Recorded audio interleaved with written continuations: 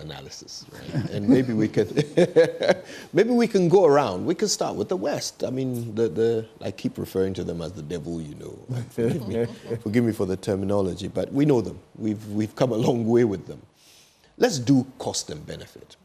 When we deal with the West, what are the pros? And what are the risks? Let's go round the table, if you will, starting with the West.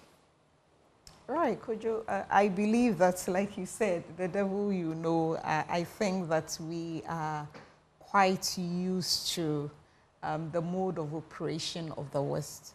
But I must say that in our experience with the West, you realize that, for instance, when you take the persistent IMF intervention in our economy, it's more like a 4-year cycle.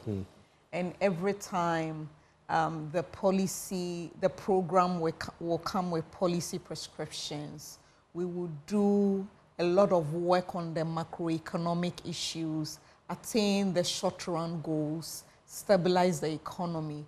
But the hard issues of working on the structure of the economy, working on institutional changes to make sure that we facilitate business and make sure that production flourishes in the economy, you don't tend to find that.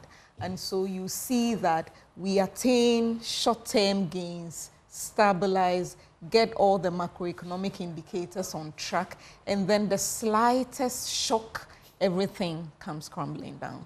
And so the issue really is that going forward, I think that we should focus more on addressing the structural challenges that keeps us where we are consistently.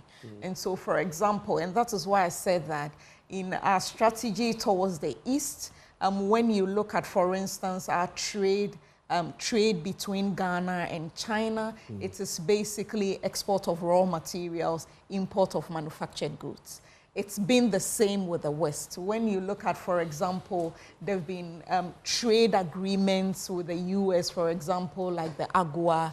There have been agreements like the EPA, for example, with Europe. Yeah. And you find that consistently, we still do the same thing. We are dependent on primary commodity exports. And so for that matter, if we don't do anything to transform and add a bit of value to the primary commodities we send out there, no matter which block or whatever we deal with, the outcome will not be different.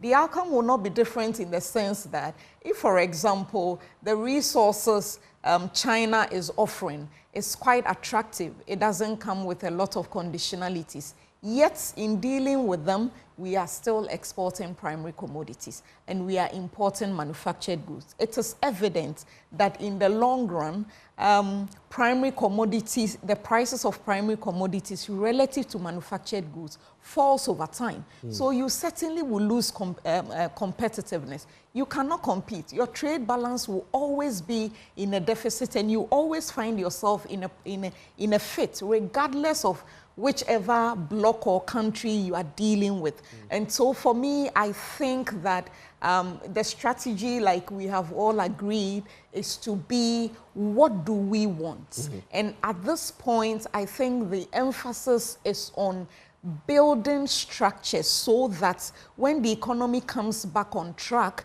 we grow in a resilient way. We grow in a way where we are adding value to a lot of our primary commodity exports, for which reason we can command a lot of value out there, and we will not be that vulnerable to the slightest external shocks that we observe. If you